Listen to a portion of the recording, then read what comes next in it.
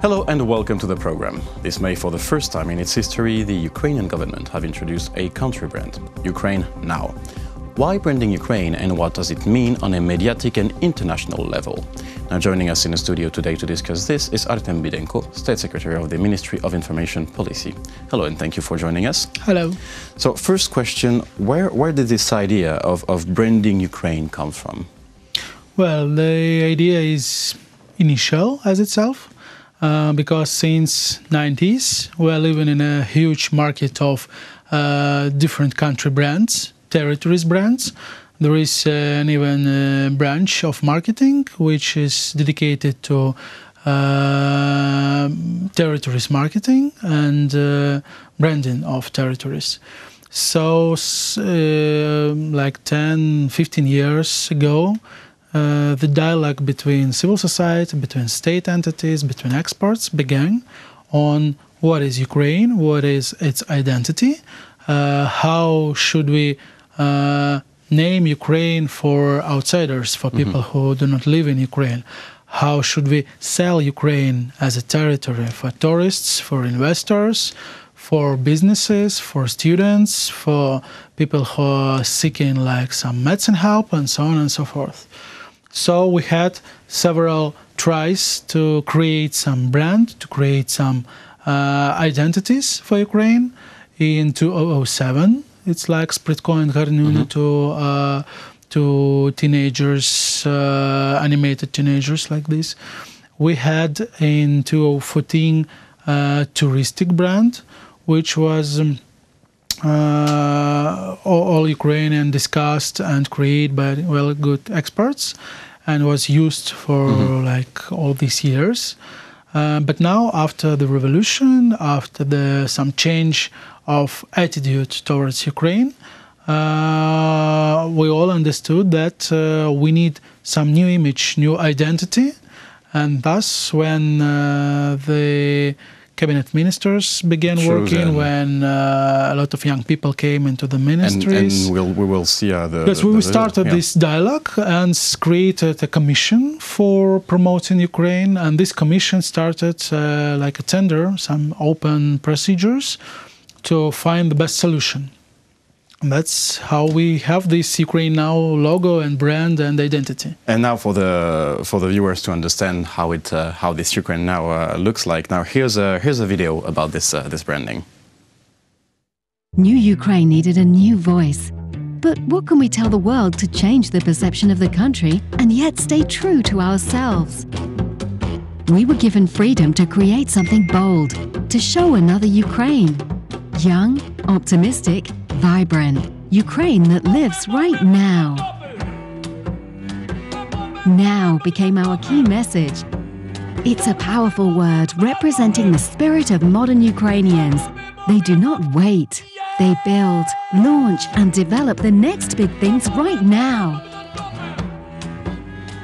We created a flexible identity. So this idea of flexible identity is quite interesting, but first, why does Ukraine need to be a brand? Why does Ukraine need a label to communicate? Well, that's because all countries compete on this huge market of tourism, for example, or investing, and as well as India or Great Britain, Ukraine needs its identity. It needs like one voice which will tell people, foreigners, what is Ukraine, how they will find Ukraine when they come here, what they can expect from Ukraine and Ukrainians. And on this market, huge market, the rules of marketing work. So we need visual identity, we need brand book, we need some messages, slogans, communications platform, and so on and so forth. So that's why we began all these procedures, official and legal, to have this platform. So on the video, it shows a certain young population, let's say city population. Some might call it hipster. Is it really showing the reality of this flexible identity of Ukraine? Why choosing especially to show that kind of thing? Is it to approach a certain more like Western view here? Well, that's more like about this video, but the idea of the brand, of new brand, is the country of opportunities. Opportunities for everyone. It's not only about millennials or youngsters or more old people, but just a country of opportunities. And further, when we start different communications campaigns, we will show different people and older people also, who can find in Ukraine something they cannot find now in Germany or in Great Britain. For example, we're talking about new wave of music, of festivals, which ended in 90s in Europe, like rave culture, and now it started in Ukraine. So, hey, you 40s and 50s years old, you can come here and expect something that you felt in your young years. So that's now just we're showing more younger, more millennial style Ukraine, but it's not only this style. We'll also communicate all different target audiences. But that's actually quite interesting, because when I talk to millennials and I talk about Kiev, and they're kind of fed up when people use the word New Berlin. You know, they say like, no, we're not That's New it. Berlin. Yes, we're I know this. Exactly. I know this quote, so we usually use it also. Yeah. Like Kiev's New Berlin, Dnipro is like New York, and so on and so forth. We will have a communications campaign in the end of August, like in 2 weeks, showing 3 cities and showing these cities as new other cities, like Dnipro as New York, Odessa is something like, Lviv like something like Rio de Janeiro, and showing for foreigners that they can find something very common in their own cities here in Ukraine, but somehow new, somehow now, somehow unusual.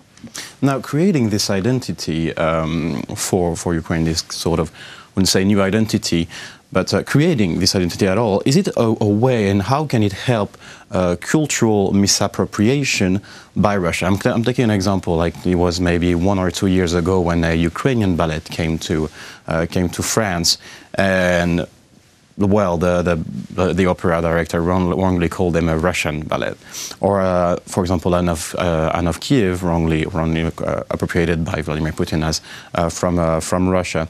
Is it a way to fight? How is it a way to fight it?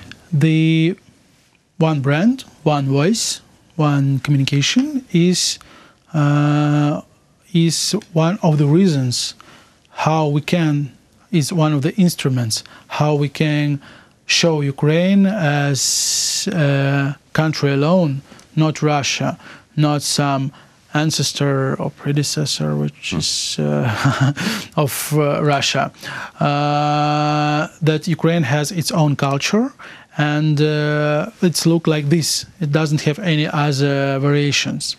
I met today one of the huge producers of Ukrainian toys, the company Ugears, and they told me that for some time they didn't show for foreign buyers that they are from Ukraine. But now, and when we have this brand, they feel that they have to show that it is Ukrainian, because they have this like wall which will help them to be strong, to sell more these toys, and like brand country and its brand will help them when they are in discussion with foreign investors, for example. So this brand will help all Ukrainian companies to feel more stronger and to show their own identity. To rely on certain identity, and also I can imagine to attract investors, because that's also the point of that kind of label, I can imagine. Yes, that's kind of label. That's like made in Ukraine also. Yeah, exactly. I was thinking about made in Ukraine. We're talking right now about like umbrella brand. Of course, we have some sub-brands like export brand or touristic brand or made in Ukraine, for example. But that's one is like Ukraine now. It itself have these communications idea, like the word now. So we're talking not only about logo. Logo means nothing. We're talking about communications. What we are going to talk about Ukraine, what we are going to say. Ukraine is now. It is like new, and it is very interesting. Now, on a wider level, how does the fact of creating a label fit into a larger strategy of media policy towards Western standards? Does it fit into that kind of bigger reforms, bigger pathways towards Western, or is it a different? Yes, it fits, and that was one of the reasons why we started all this process, because the revolution showed Ukraine as a country which which is eager to become transparent, to become free, to become liberal, to become tolerant, and so on. So the main idea of branding, of making new identity, was to show all these things in this identity, to show that these rhetorics, these communications about Western style of life, including economics, including democracy, including way of thinking, it also should be shown in this brand. And now to conclude this interview, that was the first part of this communication part, Ukraine now. What's next? What's after the presentation of this? Well, the campaigning is the next step. So we started already campaigning in digital, in YouTube and Google. Right now we have campaigns like pre-rolls in Germany, Netherlands and France. By the end of August, as I have said, we will have all-world campaign on TV, on a huge international TV station. After that, we will have presentations in New York, in Toronto.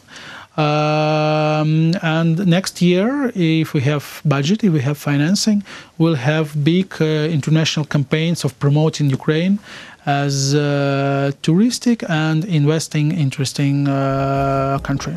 So I guess it's all in the beginning, and we will closely follow the rest. Well, thank you for joining us today. It was a pleasure. That was Artem Bidenko, State Secretary of the Ministry of Information Policy. Thank you for watching the program. Stay tuned for the rest.